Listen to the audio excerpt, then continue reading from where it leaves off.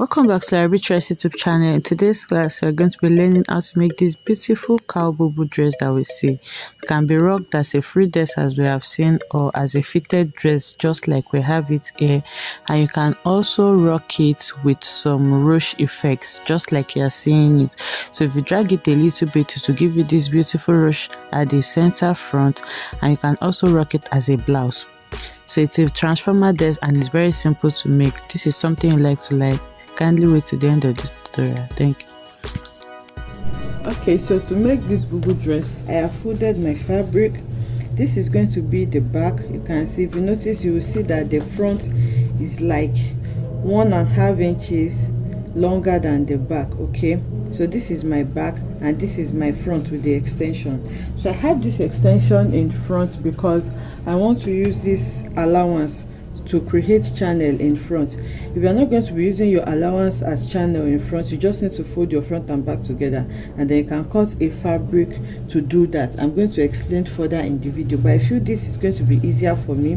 That was why I left this extension for the front 1.5 inches before I placed my back on it. So now the length that I'm working with is my full length, which is 60 inches including allowance, and then the width that I use to fold this fabric is from my center back to wherever you want your sleeves to be. Another thing you can do is to take your shoulder measurements. My shoulder is 8 inches, and then from your shoulder you're going to take your sleeve measurement. So now this is wherever you want your sleeves to be.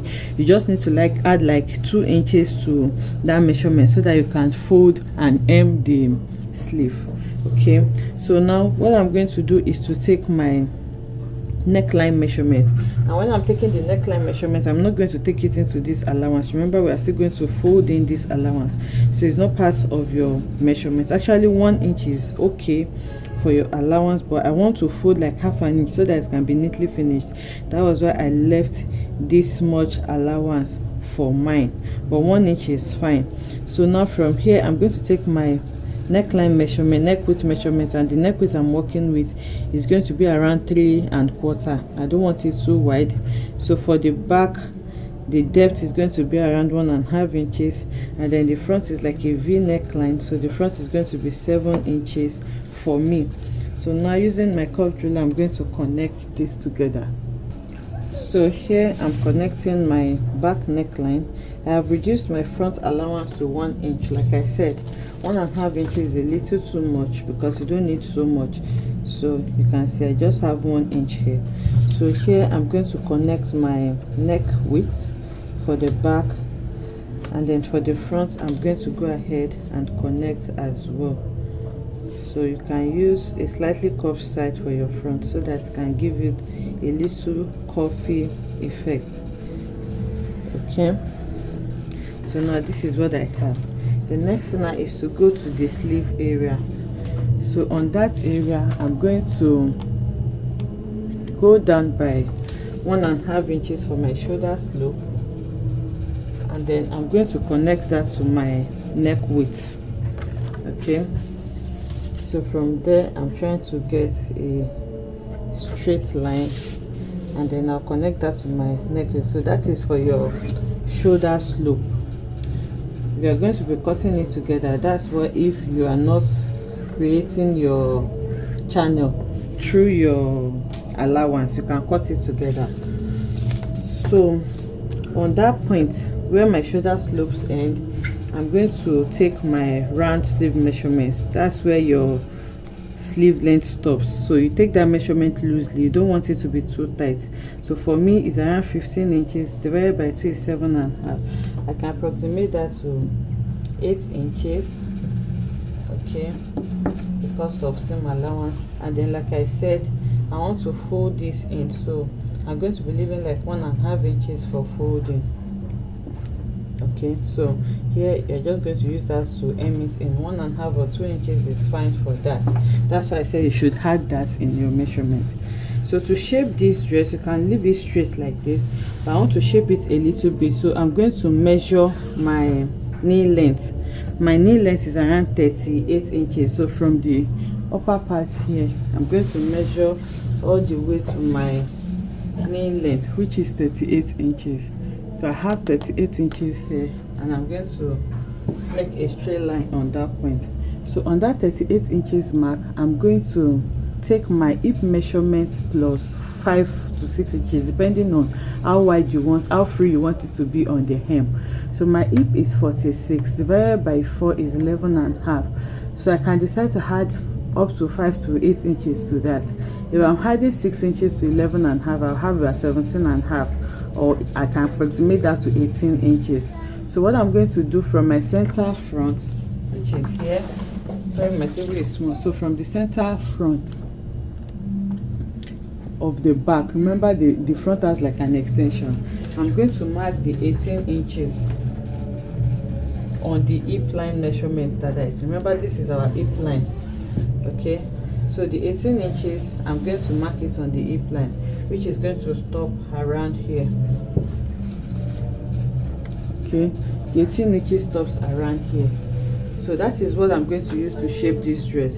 So this 18 inches that I took here, I'll go ahead and take it on the hem as well, so that I can have a straight line. So I'll just shift this to my hem line, which is this, and then on my hem line I'm going to mark the 18 inches as well. So after marking the 18 inches on my hem line, I'm going to make it into a straight line just like this.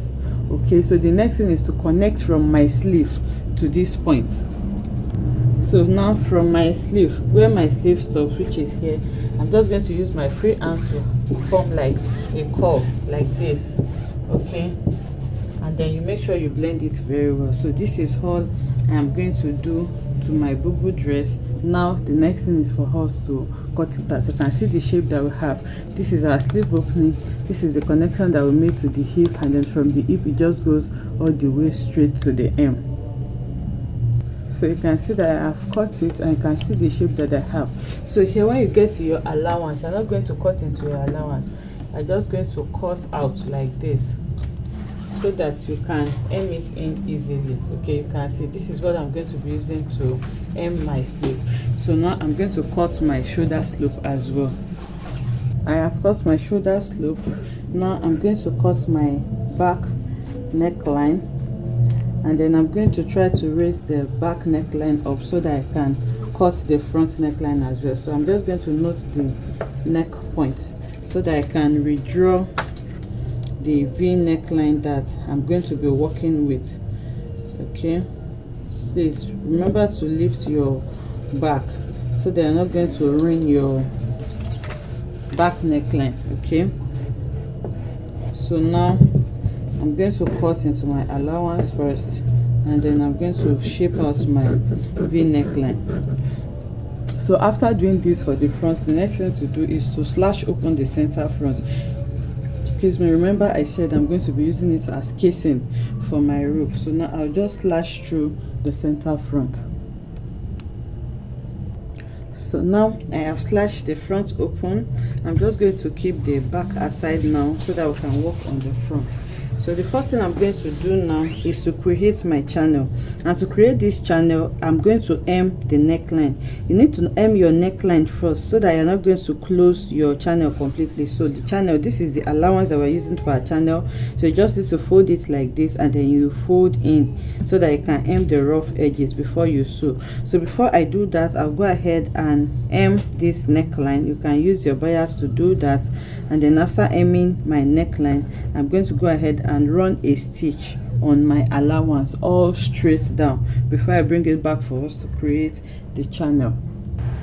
Okay, so I have gone ahead to hem my neckline. Okay, you can see I folded it in and then I hemmed it. You can hem yours with a bias. I'm just using this for the purpose of the illustration. So you can see that the neckline is neat now. So what I did was just to go ahead and sew my allowance together by the one hinge. So now on the allowance, you just open up your fabric like this, and then after opening it up, okay, sorry, so after opening it up, you're going to press your allowance, you iron it down. So once you iron it down, all you just need to do is to fold on these rough edges by maybe a quarter of an inch like this, and then you sew it down all round. Okay, so this is going to create channels for both this side and this side for you. So you just fold it in like this, and then you sew it down. On the other side you fold it in as well, and then you sew it down. So I'll go ahead and do this. So you need to hem your neckline, because if you just sew your channel and then you later hem your neckline, it's going to close up this channel for you. So that's why it's important for you to hem your neckline. If you want to hem both the front and back neckline together, you just sew the shoulder first before you hem the neckline. But I'm going to hem my own back neckline separately so that I can join it to my shoulder. So now I'll take this sewing machine now and then create my channels. So we can see that I have created my channel, and you can see how neat it is looking. So you just need to iron it down. This is what it looks like on the right side, and you can see that it is equally neat on the right side. Okay, so now what I'm going to do next is to create the rope that I'm going to insert into this. You can use whatever rope you want. You can use your fabric to create a rope. I just folded my bias into two, and then I sew on it just to create this tiny rope. So now I have two of these, and the measurement I used in creating this rope was the space that I want to put it. Okay, I just measure it from the neckline all the way to the hem, and I added like 10 inches extra to it. So that was the measurement I used. So now with my safety pin, I'm going to pass it from the neckline to the hem of the dress. Okay, the hem of the dress, we are going to hem this rope together with it. So it's not, that's not where we're going to drag it. We're going to be dragging it from the neckline, because you can easily hide the excess rope inside from the neckline. You don't want it dangling on your hem line. So what I'm going to do now is to just pass this rope from my neckline, and then I'm going to pass it to the hem and hold it down with a stitch so that it doesn't shift. So that's what I'm doing now. So I have inserted my ropes, and you can see the excess after inserting it. This is what it looks like. And then on the hem, I just went ahead to lock it, so you can see the rope, just small of it, and then you use your stitch to lock it so that you can drag it anyhow you want. So you can see.